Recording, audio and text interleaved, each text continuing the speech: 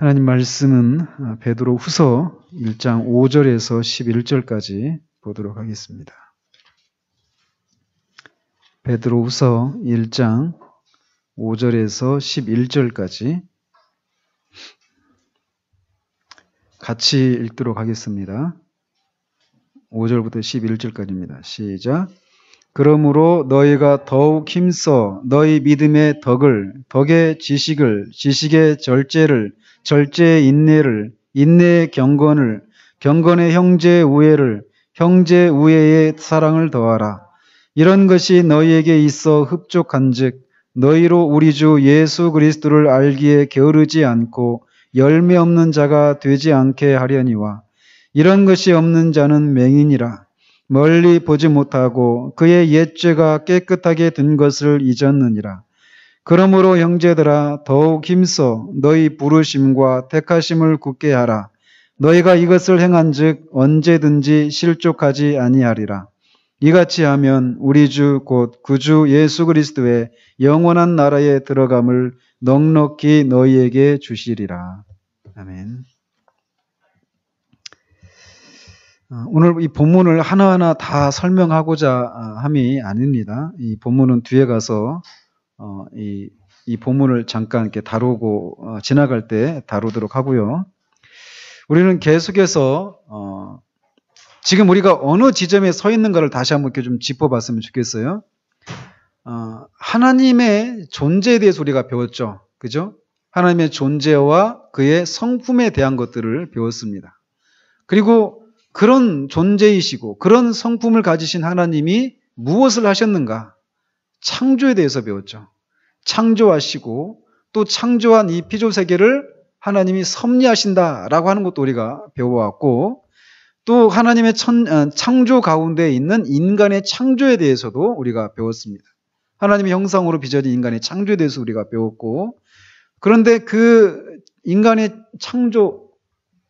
창조된 인간이 타락을 했던 그 타락 사건에 대해서도 배웠고 인간 창조 앞서서 있었던 선한 천사들의 창조 그리고 그 선한 천사들의 타락에 대해서도 우리가 배웠죠. 그리고 이게 인간의 타락으로 말미암아 인간에게 일어난 일들이 무엇이고 이 창조세계에 일어난 일들이 무엇인가. 그리고 태어난 모든 인간들이 원죄를 가지고 태어나고 원죄에 대한 오염을 가지고 태어난다. 이런 내용에 대해서도 우리가 배워왔죠. 그러면서 그런 인간을 구속하시기 위한 하나님의 구속에 대해서 하나님이 인간을 구속하시는데 그 구속 경륜을 집행하시기 위해서 인간과 언약을 맺으시고 그 구속을 행해 오셨다라는 것을 이렇게 살피면서 그 언약에 대해서도 우리가 다뤄왔었죠. 그죠? 그러면서 이제 결국은 예수 그리스도에 대해서까지 우리가 이렇게 오게 되었죠. 그리고 예수 그리스도의 인격과 또 그분이 하신 일에 대해서 십자가 사건을 통해서 이루어진 그 속죄의 교리에 대해서도 우리가 다 살펴왔습니다. 그리고 이렇게 그 구원을 성부 하나님께서 계획하시고 그 구원을 성자 하나님께서 성취하셨단 말이에요. 다 이루셨습니다. 그리고 다 이루어진 구원을 우리에게 적용하시는 분이 누구시냐면 성령 하나님이십니다.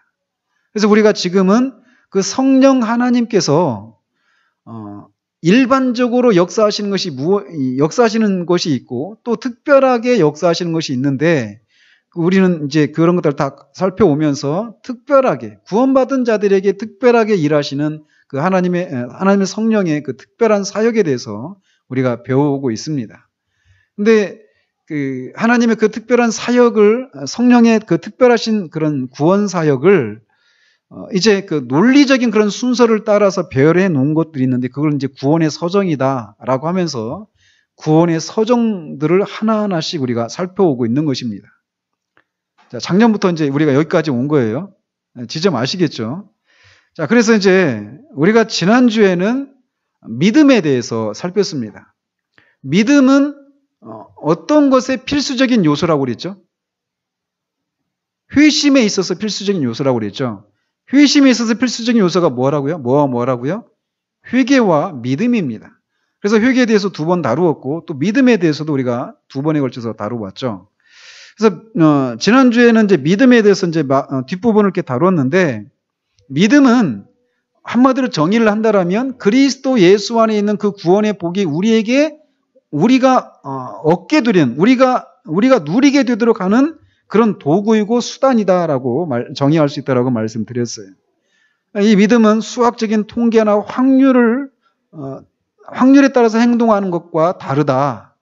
그런 것이 아니라 바랄 수 없는 중에 바라는 것, 이것이 믿음이다라고 말씀을 드렸고, 이 믿음은 하나님의 말씀에 의해서 생겨난다라고 말씀을 드렸고요. 그래서 이것은 하나님이 주시는 선물입니다. 그래서 믿음은 그런 세 가지 구성 요소가 있다고 그랬죠. 무엇을 믿는가? 이걸 뭐라고 그랬죠? 신념. 그 신념에 대해서 뭐가 있다고 그랬죠? 신뢰하고, 그 신뢰한 것에 우리가 헌신하는, 이런 세 가지, 신념과 신뢰와 헌신이라고 하는 이런 요소들이 있다라고 말씀드렸고, 신념에 상응하는 것들이, 그리고 믿음은 우리 인간의 전인과 관련이 되어 있다라고 말씀을 드렸어요. 그래서 이 신념에 상응되는 것이 무엇이냐면 인간의 구성 요소인 지성과 관련이 있고, 신뢰는 우리의 감정과, 헌신은 우리의 의지와 관련이 되어 있다라고 이렇게 말씀을 드렸습니다. 따라서 구원에 이르는 믿음이라고 하는 것이 있는데, 일시적인 믿음이 있는가 하면 구원에 이르는 믿음도 있단 말이에요.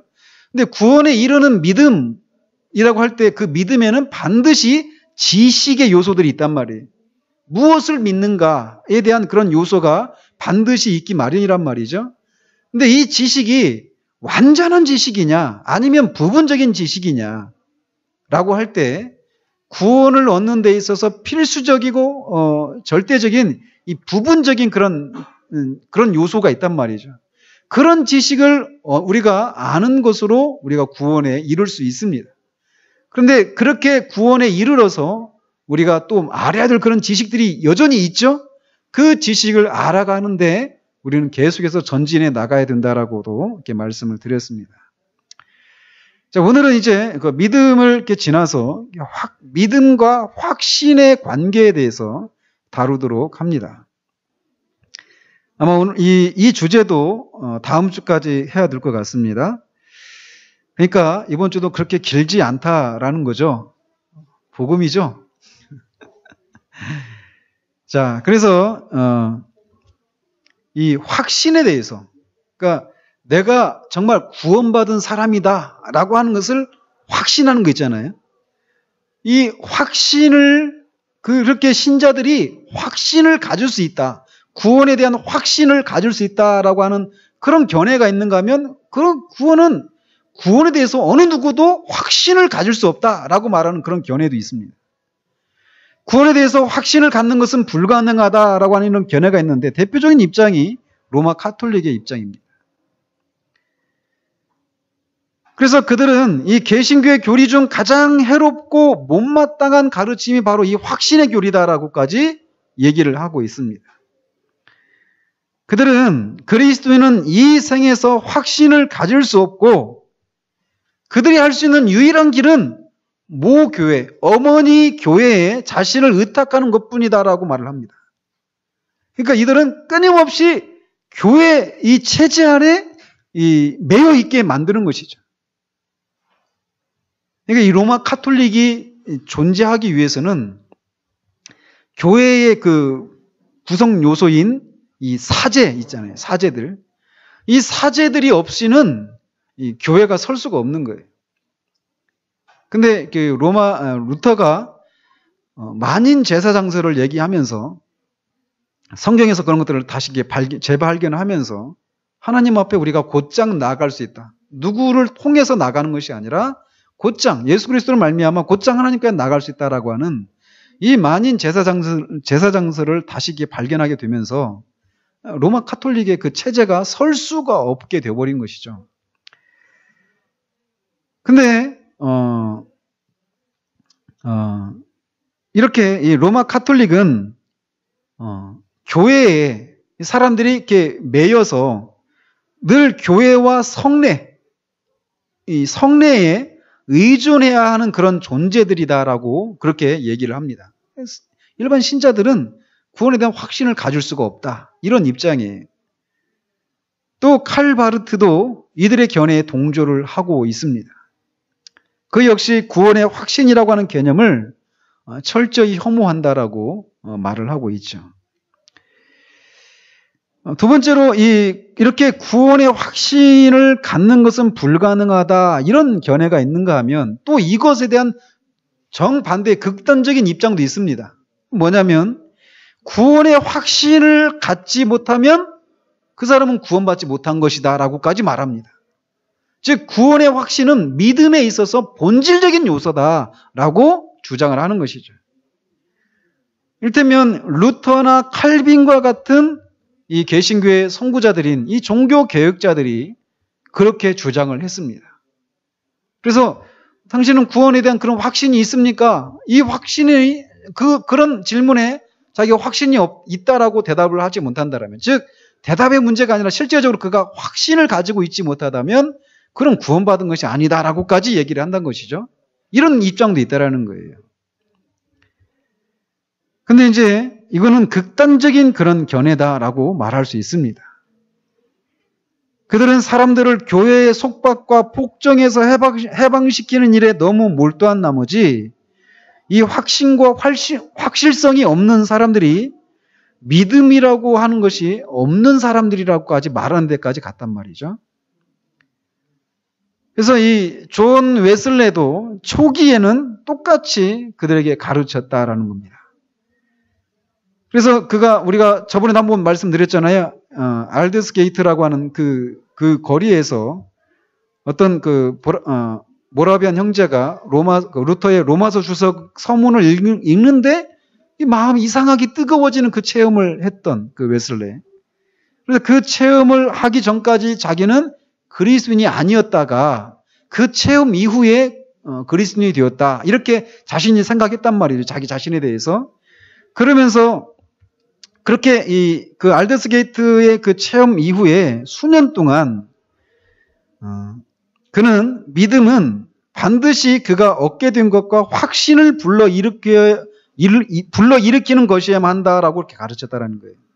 즉 믿음에는 확신이라고 하는 요소가 반드시 있어야만 한다. 이렇게 존 웨슬레도 그 체험하고 나서 수년 동안은 그렇게 주장을 했다가 나중에 그 견해를 바꿉니다.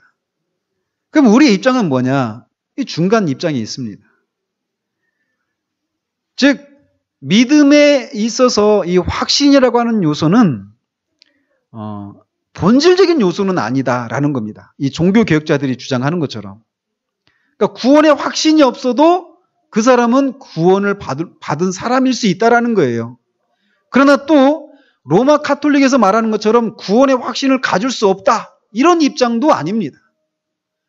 구원의 확신은 가지지 않아도 구원받을 수 있지만 구원의 확신을 가질 수 있고 또 성경에서 그것을 가질 것을 우리에게 종용하고 있다는 것입니다.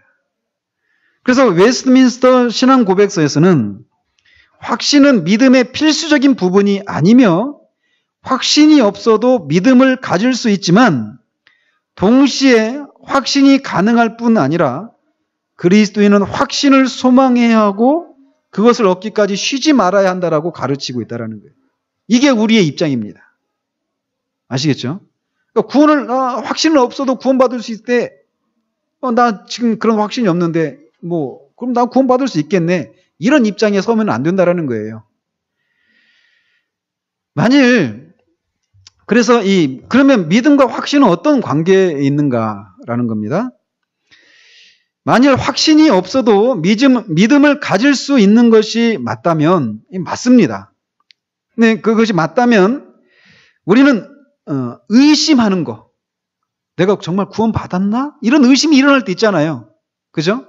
근데 그 의심 자체는 내가 믿음이 없기 때문에 생겨나는 것이라기보다는 확신이 없기 때문에 생겨난 것이다라고 말할 수 있다는 거예요.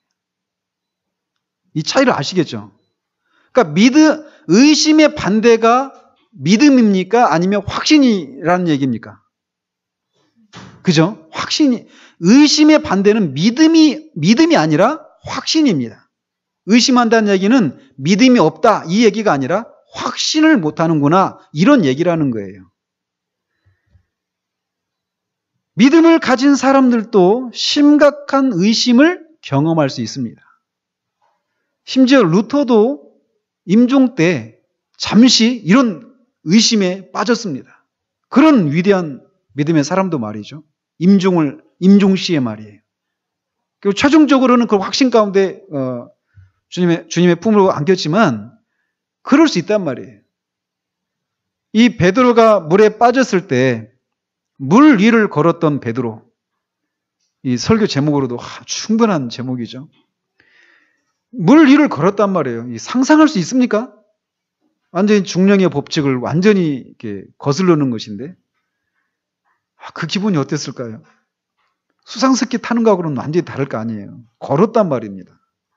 물 위를 걷다가 뒤를 보니까 물이 막 물에 빠져 들어갔단 말이에요. 그랬을 때 주님이 그를 건져주시면서 이렇게 책망하시잖아요. 믿음이 없는 자여 왜 의심하느냐 이렇게 말을 했습니까? 아닙니다. 믿음이 작은 자여 왜 의심하느냐 이렇게 말을 했습니다. 즉 이 말씀을 통해서 주님이 베드로에게 하신 것은 베드로가 의심을 했기 때문에 그가 믿음을 잃어버렸다 이렇게 말하고 있는 것이 아니에요. 네가 믿음이 없다라고 말하고 있는 것이 아니란 말입니다. 그러니까 의심은 믿음의 반대가 아니라 확신의 반대인 것이에요. 우리가 의심을 하는 것은 우리가 여러 가지 이 원인으로 인해서 우리의 믿음이 있긴 있는데 그 믿음이 연약해지고 적어졌다. 그래서 아무런 영향을 끼치지 못하고 있는 것이다. 라고 말할 수 있다는 것입니다. 그래서 우리가 이렇게 의심이 생기는 경우들이 있어요. 어떤 경우에 우리가 의심이 생기느냐? 가장 일반적인 경우는 우리의 죄 때문에 우리가 의심을 하게 됩니다. 우리가 그런 것을 수시로 경험하잖아요. 내가 그리스도인인데, 구원받은 그리스도인인데 하나님이 원치 않는 어떤 죄를 범했을 때 곧장 우리에게 밀려드는 감정이 무엇이냐면 정죄감입니다. 그죠? 그런 정죄감을 갖게 되면서 이런 죄를 범하는 내가 어떻게 구원받은 사람이라고 할 수 있겠는가라고 하는 그런 의심이 우리 가운데 일어납니다. 사탄은 기다렸다는 듯이 그때를 나 TV에서 바로 이때를 노리는 거야 이렇게 하는 것처럼 그때를 노리고 우리를 그렇게 공격해 들어오죠. 그리고 그 사탄의 공격에 우리가 항변을 못해요. 왜? 우리가 한 일이 있으니까. 제가 우스갯소리 얘기하잖아요. 사탄은 늘 나는 네가 지난 여름에 한 일을 알고 있어. 끊임없이 사탄이 하는 일은 그거예요. 그래서 우리로 하여금 하나님과의 관계를 의심하도록 하게 만든단 말이죠. 근데 그 의심이 가장 많이 일어나는 현장이 어디냐? 우리가 죄를 범했을 때예요. 그래서 그렇게 의심을 갖게 된단 말이에요. 정죄감에 빠지면서.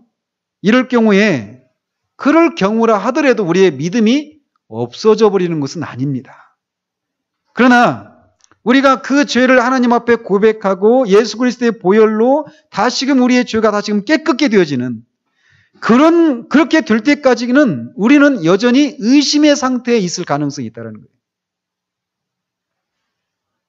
그렇게 의심의 상태 가운데 있는 동안에는 예수 믿는 것이 아무런 도움이 되지 않습니다.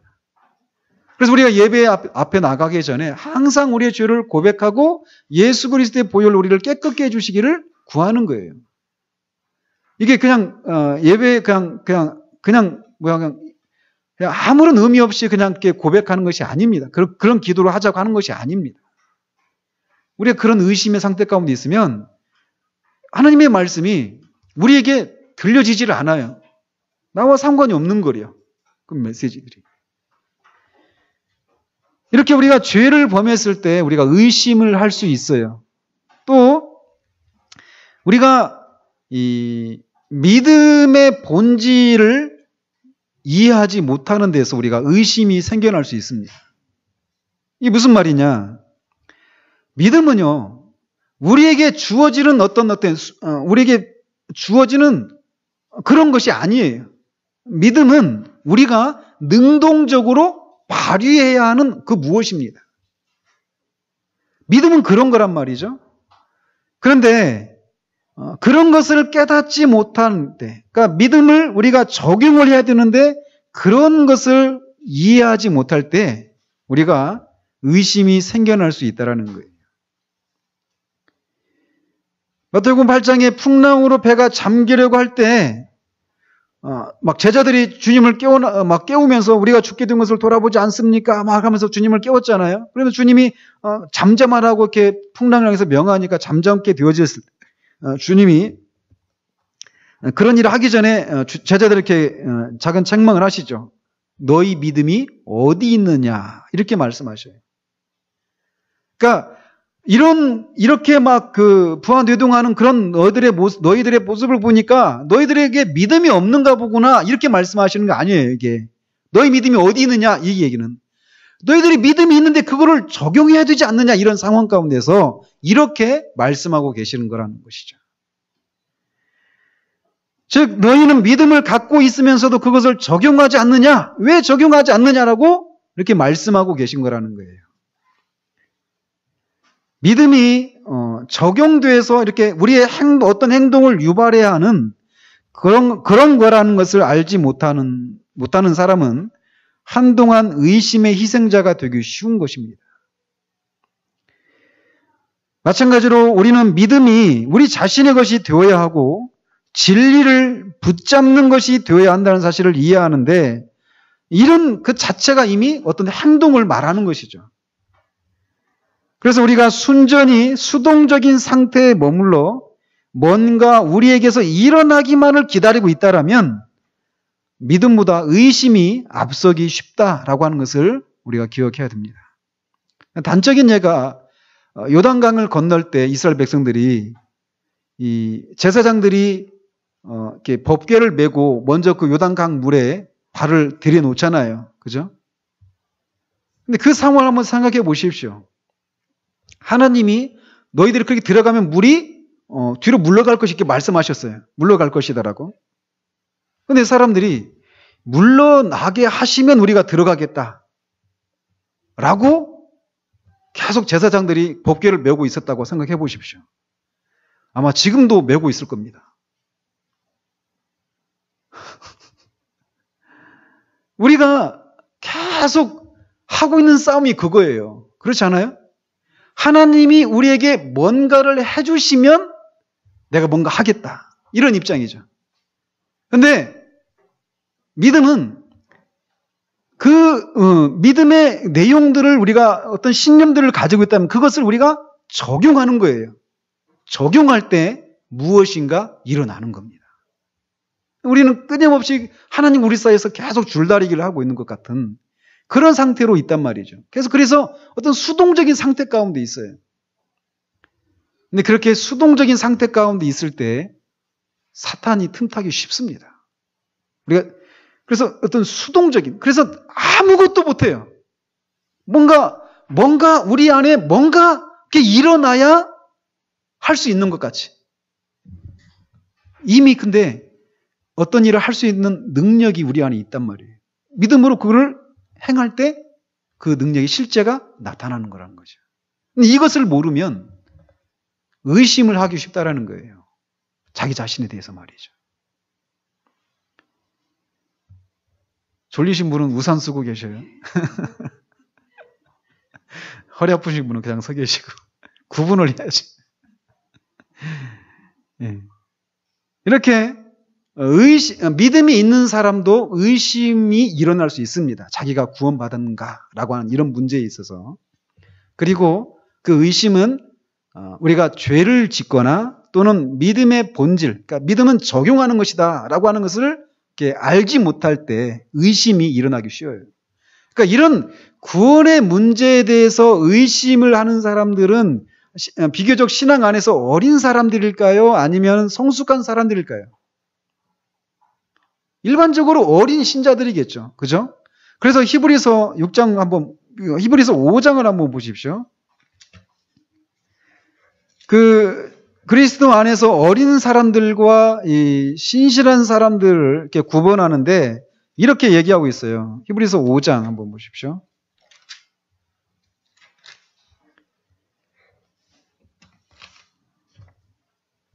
13절, 12절부터 14절까지 한번 같이 한번 읽어보도록 합니다. 시작. 때가 오래되었으므로 너희가 마땅히 선생이 되었을 터인데 너희가 다시 하나님의 말씀의 초보에 대하여 누구에게서 가르침을 받아야 할 처지이니 단단한 음식은 못 먹고 젖이나 먹어야 할 자가 되었도다. 이는 젖을 먹는 자마다 어린아이니 의의 말씀을 경험하지 못한 자요 단단한 음식은 장성한 자의 것이니 그들은 지각을 사용함으로 연단을 받아 선악을 분별하는 자들이니라. 어린 사람과 그러니까 신앙 안에서 어린 신자와 장성한 그런 신자의 특징을 여기서 이렇게 얘기하고 있는 거예요. 장성한 사람들은 이 지각을 사용함으로 연단을 받아서 선악을 분별하는 자들이다라고 말을 합니다.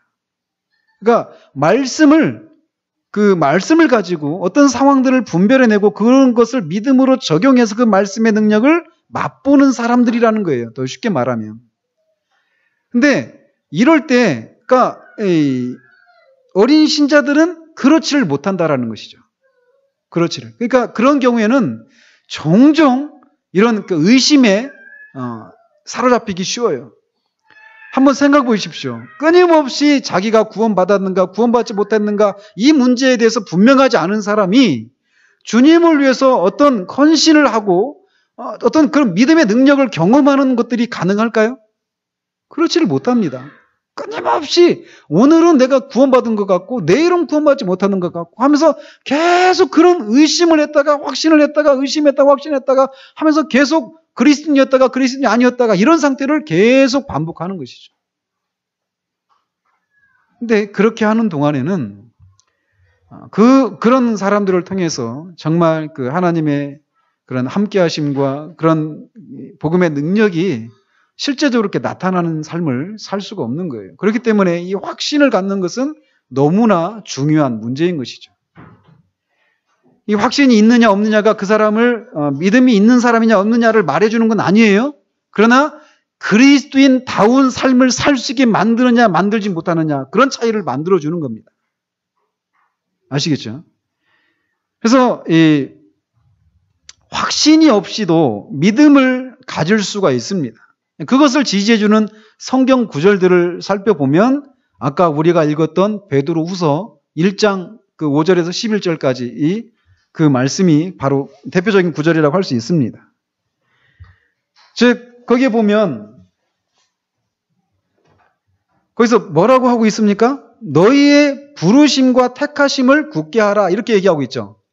그죠? 근데 우리가 스스로 우리의 부르심과 택하심을 우리가 스스로 우리가 주장할 수 있습니까? 아니죠. 불러내시고 우리를 택하시는 분은 하나님이십니다. 그것 자체에 대해서는 우리가 어떻게 할 수가 없어요. 전적으로 하나님의 주권적인 영역에 해당되는 것이죠. 그러나 그렇게 이미 우리를 부르시고 우리를 택하신 것에 대해서 우리가 굳게 할 수는 있다라는 거예요. 아, 내가 부르심을 받았구나. 내가 택함 받은 사람이구나. 이것을 내가 더 확실하게 하는 일들은 우리 입장에 살 수 있다라는 거예요. 그래서 한번 보시면 이 순서를 한번 보십시오. 맨 처음에 뭐를 더하라고 합니까? 뭐에다가 뭐를 더하라고? 믿음의 덕을 더하라고 말합니다. 그죠?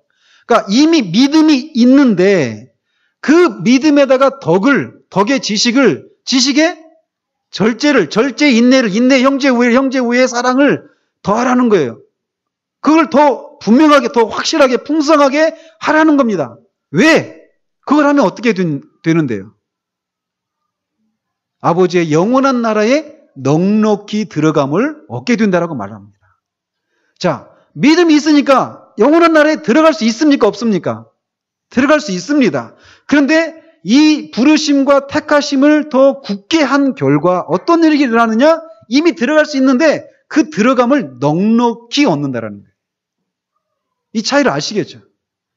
그래서 이 믿음이 없이도 확신을 갖고 있는, 넉넉히 들어간다는 얘기는 확신을 갖는다, 이런 것과 같은 맥락에 서 있는 거란 말이죠.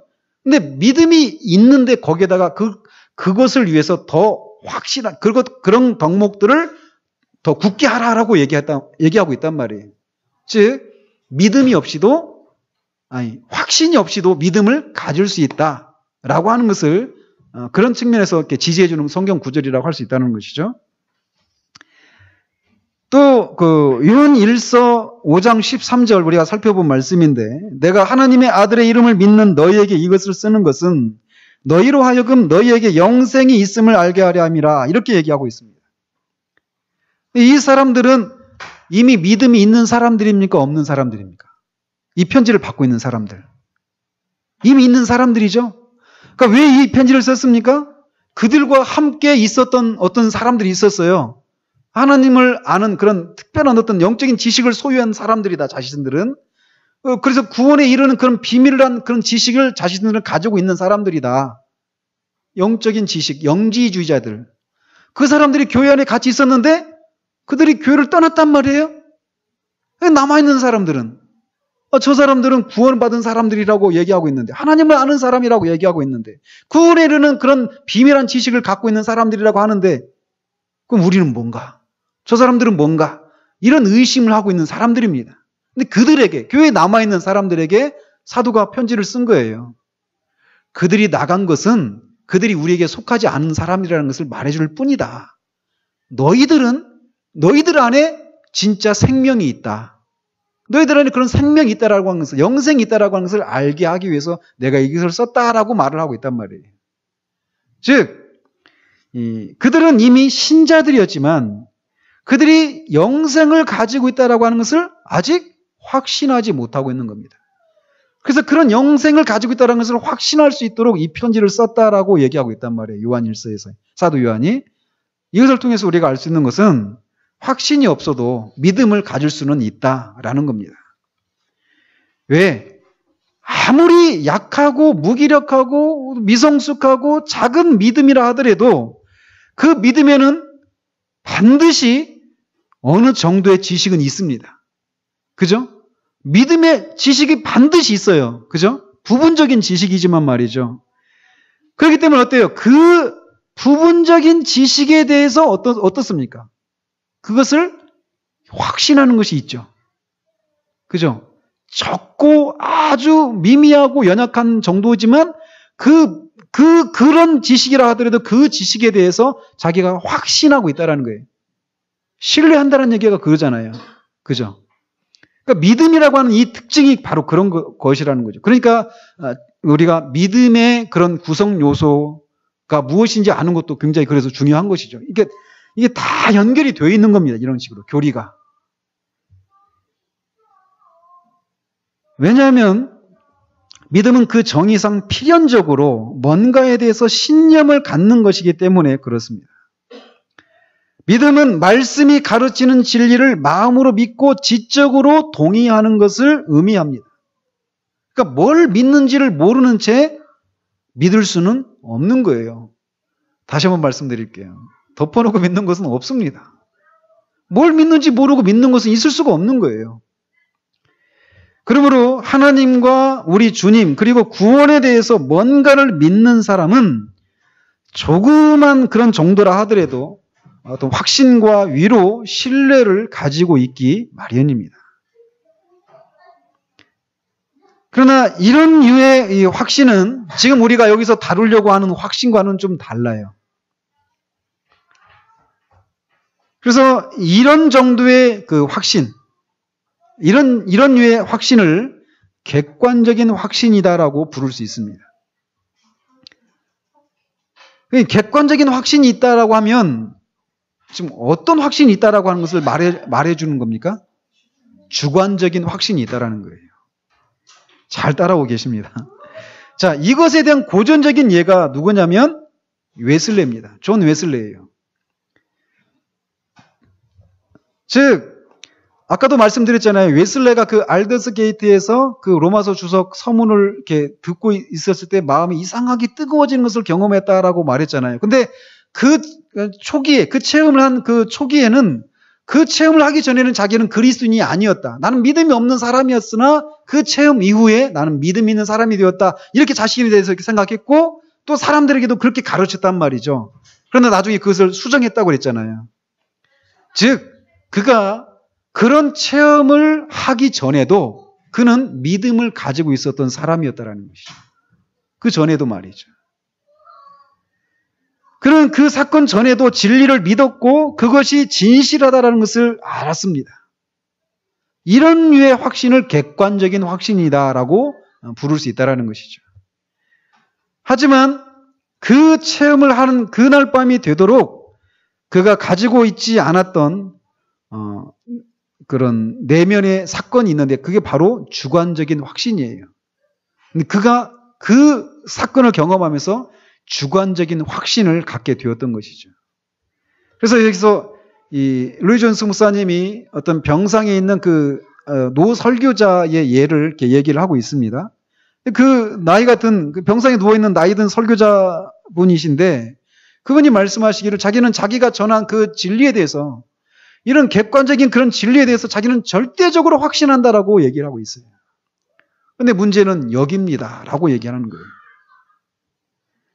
즉 자기가 전하는 객관적인 진리를 주관적으로 확신을 갖지 못하는 것 때문에 늘 불행한 것, 불행 상태 가운데 있다라고 말을 한다는 것이죠.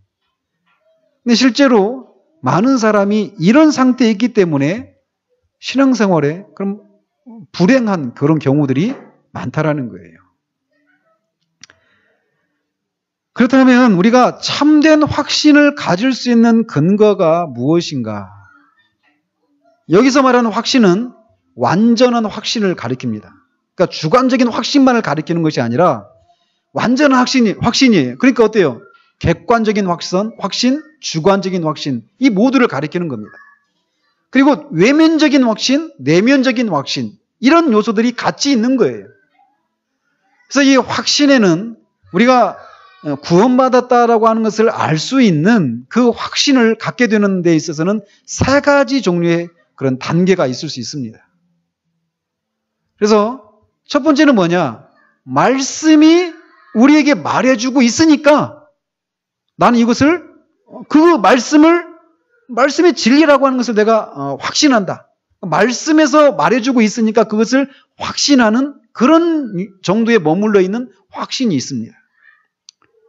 그리고 이제 그것도 더 구체적으로 더 살펴보도록 하겠어요. 먼저 크게 이렇게 말씀을 드리는 겁니다. 그런 확신이 있고요. 두 번째 확신은 뭐냐면 로이 존스가 생명의 확신이다라고 부르는 겁니다. 이게 뭐냐? 그런 확신을 가지고 있는 사람들에게서 나타나는 삶의 열매들이 있잖아요. 생명을 가진 사람들에게서 나타나는 그런 이 생명을 가지고 있다라고 하는 어떤 표지들이 있잖아요. 그죠? 그런 것들에서 오는 확신. 이런 확신이 있습니다. 마지막 확신은 뭐냐? 성령께서 직접적으로 우리 영혼에게 말씀해 주시는, 우리 영혼과 더불어서 말씀해 주시는 확신이 있습니다. 그를 더 좁혀서 뭐 성령 세례다, 또 성령의 인침이다, 이렇게도 얘기할 수 있습니다. 그게 이제 로이 존스 목사님의 이 독특한 그런 견해죠. 저도 이분의 견해에 동의를 합니다. 로이 존스 목사님만 이런 견해를 말하는 건 아니에요. 자, 이런 얘기를 제가 왜 말씀을 드리느냐? 이제 그 직접적인 확신, 이거를 이제 이건 다음 주에 할 것인데, 이거를 지지하지 않는 사람들도 있어요. 그렇기 때문에 제가 지금 이렇게 말씀을 드리는 겁니다. 그래서 참된 확신의 근거, 첫 번째 근거는 하나님의 말씀의 가르침이에요. 그래서 요한일서 5장 10절 11절에서 하나님의 아들을 믿는 자는 자기 안에 증거가 있고 하나님을 믿지 아니하는 자는 하나님을 거짓말하는 자로 만드나니 이는 하나님께서 그 아들에 대하여 증언하신 증거를 믿지 아니하였습니다.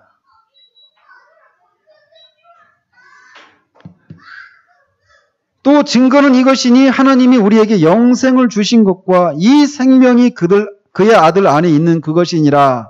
이렇게 말씀하고 있다는 말이에요. 즉, 우리가 확신을 갖는 첫 번째 근거는 무엇이냐면 내 안에서 뭐가 있기 때문에 이걸 말하는 것이 아니라 내 밖에서 객관적으로 하나님의 말씀이 그렇게 기록이 되어 있다는 거예요. 하나님의 구원을 받은 사람들은 이런 사람들이다라고 우리에게 이렇게 말해주고 있다는 것이죠. 즉 요한복음 3장 33절에 그의 증언을 받는 자는 하나님이 참되시다라는 것을 인쳤느니라 이렇게 말을 하고 있습니다. 즉 우리가 성경에서 말하는 진리를 믿을 때 이렇게 말하는 셈이라는 거예요. 하나님은 참이시다. 그리고 하나님의 말씀도 참이십니다. 나는 이 사실에 도장을 칩니다. 인을 칩니다. 이렇게 말을 하고 있다는 거예요. 즉 이 말은 또 다른 말로 만일 성경에 기록되어 있는 이것을 내가 믿지 않으면 그것은 사실상 내가 하나님을 믿지 않는 것이다. 혹은 하나님은 거짓말쟁이다 라고 말하는 것과 같다라는 거예요. 아시겠죠? 그러니까 성경에서 그러면 하나님의 말씀이 무엇을 말하고 있는가? 아들을 믿는 자에게는 영생이 있다라고 성경이 말하고 있단 말이에요. 요한복음 3장 36절에. 앞으로 영생을 얻게 될 것이다 라고 말하고 있지 않고 지금 현재적으로 영생이 있다라고 말하고 있다는 것이죠. 아들에게 순종하지 아니하는 자는 영생을 보지 못하고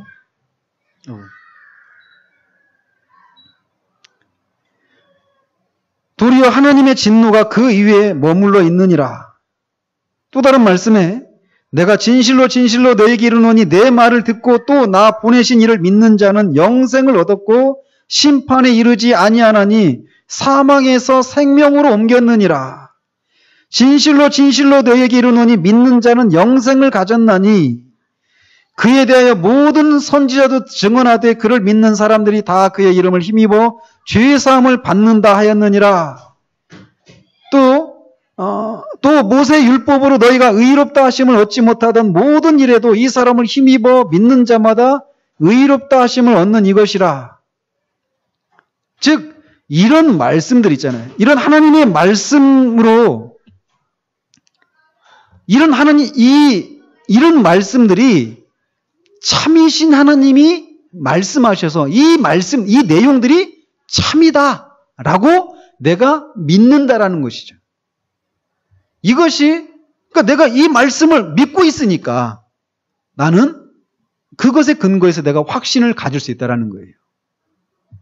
이게 하나님의 말씀이다라고 하는 것을 내가 믿고 있다라는 겁니다.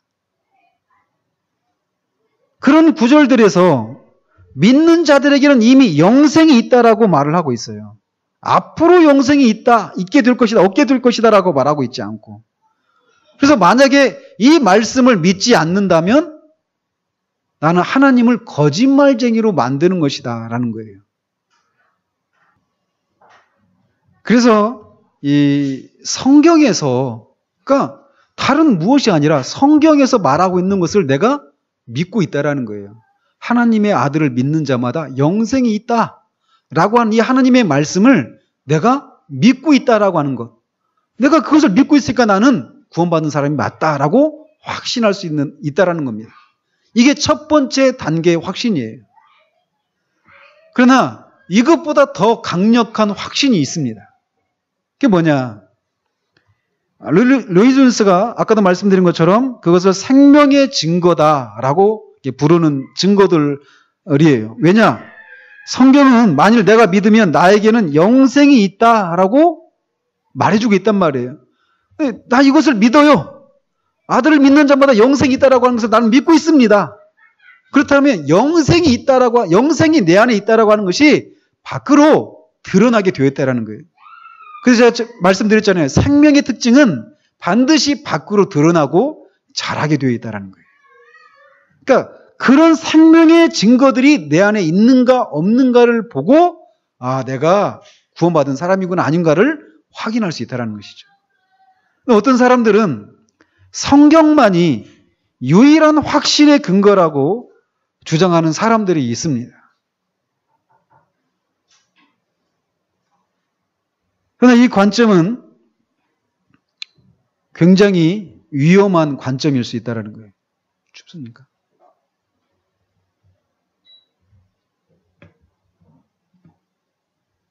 그래서 그렇게 성경만이 우리가 구원을 가졌다라고 하는 것을 확신할 수 있는 유일한 근거입니다라고 주장하는 사람들은 이런 식으로 주장한다라는 것이죠. 성경에서 이렇게 아들을 믿는 자마다 영생을 가졌다라고 말하고 있습니다. 이 말씀에 동의하십니까? 이렇게 묻고 그가 예, 난 동의합니다. 이렇게 대답하면 좋습니다. 당신은 이제 안심해도 됩니다. 라고 말하고 끝난다라는 거예요. 근데 성경은 거기서 그치지 않는다라는 겁니다. 성경은 더 나가요. 특별히 아까도 말씀드린 것처럼 요한 1서에서 이런 내용들을 다루고 있어요. 그래서 요한 1서에 보면 그렇게 영생을 소유한 사람들의 특징들 이런 것들을 계속 얘기하고 있죠. 생명을 가졌다라고 하는 사람들의 특징들에 대해서 계속 얘기하고 있는 거예요. 그래서 내가 성경을 믿는다. 성경에서 아들을 믿는 자마다 영생이 있다라고 말하는 이 성경을 내가 믿고 있으니까 구원을 받았다라고 확신할 수 있다라고 하는 것을 넘어서 그 다음 단계 확신은 뭐냐면 그렇게 영생을 가지고 있는데 그 영생을 가지고 있는 사람들의 특징들에 대해서 성경에서 말하고 있다라는 거예요. 영생을 가진 사람들의 특징들이 어떤 것들이 있느냐? 첫 번째로는 예수님이 그리스도이심을 믿는 겁니다. 이건 제가 요한 1서에서 이렇게 하면서 다뤄왔기 때문에 그냥 간단하게 이렇게 지나가도록 하겠습니다. 요한 1서 5장 1절에 예수께서 그리스도이심을 믿는 자마다 하나님께로부터 난 자니 하나님께로부터 난 자는 다 하나님의 생명을 가지고 있죠. 부모한테 난 사람은 부모의 생명을 갖고 있는 것처럼 하나님께로부터 난 자는 다 하나님의 생명인 영생을 가지고 있단 말이에요. 근데 그 사람들이 어떤 사람이냐? 예수께서 그리스도이심을 믿는 자마다 영생을 소유했다라고 말할 수 있다는 거예요. 이 첫 번째 근거입니다. 두 번째는 뭐냐? 형제를 사랑하는 거예요. 우리는 형제를 사랑함으로 사망에서 옮겨 생명으로 들어간 줄을 알거니와 그가 우리를 위하여 목숨을 버리셨으니 우리가 이로써 사랑을 알고 우리도 형제들을 위하여 목숨을 버리는 것이 마땅하니라. 또 3장 17절 18절에서 마찬가지로 얘기합니다. 누가 이 세상의 재물을 가지고 형제의 궁핍함을 보고도 도와줄 마음을 닫으면 하나님의 사랑이 어찌 그 속에 거하겠느냐. 자녀들아 우리가 말과 혀로만 사랑하지 말고 행함과 진실함으로 하자. 제가 이번 여름에 그 폴 워셔 목사님 그 집회에 참석을 하면서 이 부분을 이렇게 말씀하시는 거 듣고 사실 제가 굉장히 부끄러워졌습니다. 그러니까 충분히 여기서 말하는 형제 사랑을 그 당시 문맥 속에서 충분히 전달을 못했구나. 이걸 제가 다시금 이렇게 깨달은 거죠. 뭐냐? 여기서 말하는 형제 사랑은 그 당시 문맥은 이런 겁니다. 여기서 보면 그가 우리를 위하여 목숨을 버리셨으니 우리가 이로써 사랑을 알고 우리도 형제들을 위하여 목숨을 버리는 것이 마땅하니라 이렇게 되어 있잖아요. 우리가 지금 누군가를 이렇게 목숨을 버릴 정도로 사랑하고 있습니까? 다른 형제들을? 근데 이 문맥이 어떤 문맥이 있냐? 이 당시에 예수님을 믿는다. 예수님만 주님이시다. 이렇게 얘기하면 즉각적으로 감옥에 가게 되어 있습니다. 근데 감옥에 가면요. 그 당시 감옥은 이 수감자들이, 감옥에 들어있는 사람들에게 먹을 것이나 입을 것이나 이런 것들을 제공하지는 않습니다. 그러니까 감옥에 있다가 죽을 수도 있는 거예요. 그러니까 마태복음 25장에 주님께서 말씀하시잖아요. 마지막 날에 이렇게 와서 양과 염소를 이렇게 분리하시잖아요. 그러면서 내가 줄일 때 너희들이 마실 거 주지 않고 먹을 거 주었고 목마를 때 마실 거 주었고 하면서 옷을 주었고 감옥에 갇혔을 때 찾아와 줬고 하면서 이런 얘기 하시잖아요. 또 한 사람에게는 그렇게 하지 않은 것에 대해서 책망하잖아요. 근데 그것에 의해서 그에게 영원한 생명과 영원한 형벌이 이렇게 해당된다라고 말씀하신단 말이죠. 그 문맥과 같은 상황입니다. 그러니까 예수님을 그리스도로 주님으로 믿는 사람들은 그 신앙 때문에 감옥에 갇히게 되어 있어요. 근데 그 감옥에 갇혀 있는 사람들은 먹고 마시고 입을 것들이 없어요.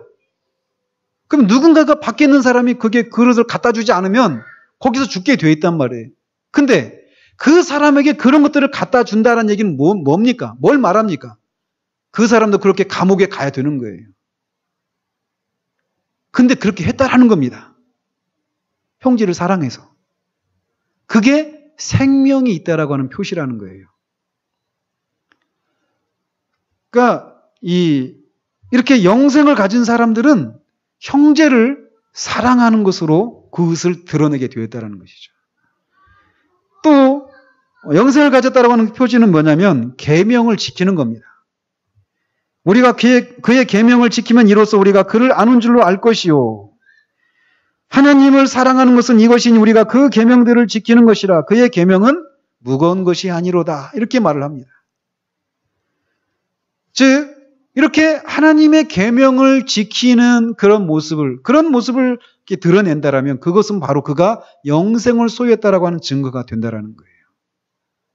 마지막으로 성령을 소유했다라고 하는 것을 통해서 그가 이 영생을 소유했다라고 하는 것을 알 수 있다라고 말을 하고 있습니다. 우리에게 주신 성령으로 말미암아 그가 우리 안에 거하시는 줄을 우리가 아느니라.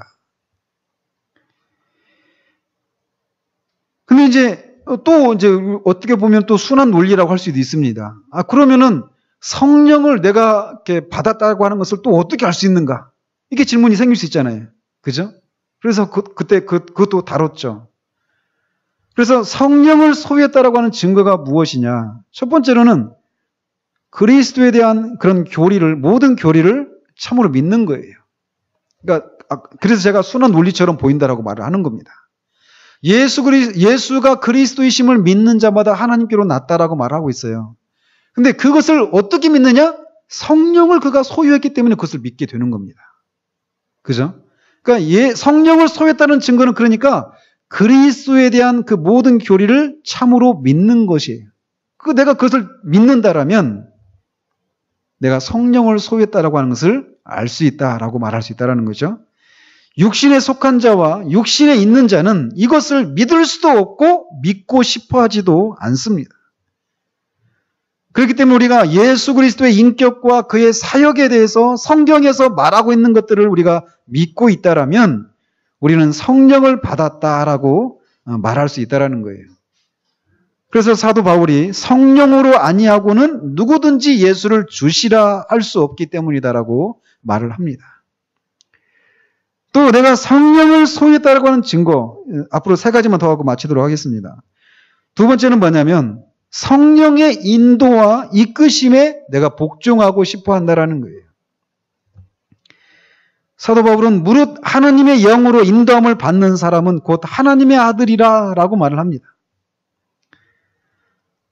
그러니까 이 성령의 인도를 받는다 이 얘기는 뭐냐면 왜 우리가 언제 성령의 능력을 필요로 하고 그것을 구하게 됩니까?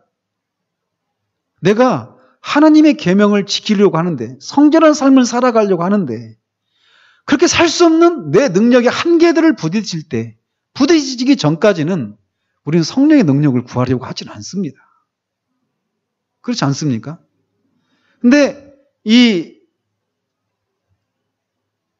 그런데 이 성령의 능력을 구하게 된다. 그리고 그 성령의 인도하심, 그의 그런 이끄심을 내가 더 갈망하고 내가 그것을 원하고 그렇게 하기를 원한다라면 그래서 내 안에 있는 그런 내 능력을 신뢰하지 않게 되었다라면 나는 성령을 소유한 사람이다라고 말할 수 있다라는 거예요. 나는 모든 면에서 성령의 인도를 받고 싶어 합니다. 라고 말한다라면 나는 성령을 소유한 사람이다라고 말할 수 있다라는 거예요. 세 번째로는 우리에게서 성령의 사역의 그런 결과들이 나타나는 것을 통해서 내가 성령을 소유했다라고 하는 것을 알 수 있습니다. 성령께서 그럼 우리 안에서 무슨 사역을 하시는가? 무슨 일을 하시는가? 가장 첫 번째 되는 일은 죄를 드러내는 거예요. 죄와 의와 심판에 대해서 깨닫게 하시는 분이 성령님이시거든요. 그래서 그가 하시는 가장 첫 번째 일은 죄를 드러내는 겁니다. 그러니까 우리 안에서 성령께서 강력하게 일하시면 일하실수록 우리는 죄에 대해서 더 민감해지고 이전에는 간과해왔던 그런 일들을 이제는 죄로 여기게 되는 일들이 일어나게 되는 거예요. 성령은 죄를 미워하고 죄로부터 자유하고자 하는 그런 마음이 생겨나도록 합니다. 그런 일들이 우리 가운데 있다라면 성령께서 우리 안에서 일하고 계시구나. 즉 내가 성령을 소유한 사람이구나 라고 하는 것을 알 수 있다는 거예요. 그래서 내가 영생을 소유한 사람이구나 라고 하는 것을 확신할 수 있다는 겁니다. 마지막으로 성령의 열매가 나타나는 거예요. 사랑과 희락과 화평과 오래 참음과 자비와 양성과 충성과 온유와 절제. 이 성령의 열매가 우리 가운데서 나타나고 이 네 번째로 마지막으로 양자의 영을 소유한 것을 통해서 내가 성령을 소유하고 있다는 것을 알게 된다는 거예요. 양자의 영이 뭐냐? 로마서 8장 15절에 너희는 다시 무서워하는 종의 영을 받지 아니하고 양자의 영을 받았으므로 우리가 아빠, 아버지라 부르짖느니라 라고 말한다는 거예요. 하나님을 아빠로 더 이상 친밀할 수 없는 그런 관계인 아버지로, 아빠로 알고 그분을 부르짖게 되는 일들이 우리 가운데서 있다라는 거예요. 그것이 바로 양자의 영을 소유했다라는 거예요. 즉 성령을 소유했다라는 것이고 성령을 소유했다라는 얘기는 우리가 영생을 소유했다라는 것입니다. 이런 영생을 소유했다라고 하는 이런 생명의 증거들이 우리 가운데 있는 것을 확인한 것을 통해서 내가 구원에 이르렀구나라고 하는 것을 확신할 수 있게 된다는 거예요. 자, 첫 번째, 하나님의 말씀을 그대로 믿는 겁니다. 거기에서 내가 하나님의 말씀을 믿고 있는, 즉 하나님의 말씀이 아들을 믿는 자마다 영생을 소유했다라고 말하는 그 하나님의 말씀을 내가 믿고 있다라는 겁니다. 그리고 그걸 보면 나는 분명히 구원받은 것이 맞다라고 말할 수 있다는 것이고, 두 번째는 이런 말씀드린 이런 생명을 가진 사람에게서 나타나는 그 열매들, 그 특징들이 내 가운데 있는 것을 확인하는 것을 통해서 내가 그런 확신을 가질 수 있다는 거예요. 그러니까 아까도 다시 돌아가서 베드로가 이런 것을 우리가 많이 가지면 가질수록 넉넉히 영원한 나라에 들어갈 수 있게 되는 이런 것이 우리 안에서 이렇게 이런 부르심과 택하심을 굳게 하는 작업들이 바로 이런 것입니다. 확신을 갖기 위해서 이 확신을 가진 사람들에게서 나타나는 그 삶의 특징들이 있잖아요. 이런 것들이 우리가 계속 순종해 나가는 것을 통해서 이 확신을 더욱더 가지게 될 수 있는 거예요. 아시겠죠? 마지막으로는 성령께서 직접적으로 우리 영과 더불어서 말씀하시는 것이 있습니다. 이거는 다음 주에 하도록 하겠습니다. 기도하겠습니다. 하나님 아버지, 우리가 믿음을 가졌다라고 하는 것을 우리가 때로는 의심하고 또 그것을 확신하지 못하기 때문에 우리는 흔들리고 끊임없이 내가 구원받은 사람인가 아닌가의 문제만 가지고 우리의 신앙의 대부분의 날들을 소진하며 보낼 때가 있음을 주님께 고백을 드립니다. 우리가 그렇게 하는 동안에는 어쩌면 우리는 이미 구원받은 사람이라 할지라도 정말 구원받은 자처럼 구원받은 자의 그런 자유함과 평강과 확신과 기쁨과 그런 삶의 능력들을 드러내며 살지 못하고 끊임없이 그렇게 의심하며 눌려서 살아갈 수밖에 없는 모습인 것을 보게 됩니다. 오늘 우리가 말씀을 통해서 확신이 없이도 믿음을 가질 수 있다라고 하는 이 사실을 우리가 기억하게 하시고 그럼에도 불구하고 성경에서 우리가 확신을 가지도록 하기 위해서 성경을 기록해 놓았고 그런 확신을 갖도록 종용하고 있는 것이 우리에게 주어진 것이라고 하는 것을 생각할 때 확신을 가지기를 더욱더 힘쓰는 우리 될 수 있도록 주님 도우시옵소서. 그래서 이 어느 것으로도 흔들리지 않는 그런 굳건한 확신이 우리 가운데 있으므로 그들만이 누리게 되는 그런 참된 평강과 안식과 기쁨을 우리가 소유하고 누리며 살아가서 우리를 지켜보는 자들마다 도대체 그런 인생의 폭풍 가운데서도 어떻게 그렇게 평강을 누리며 살아갈 수 있는지를 물으러 오는 그런 삶을 살아가는 우리 모두 될 수 있도록 주님 도와주시기 원하옵고 우리 주 예수 그리스도 이름으로 기도합니다. 아멘.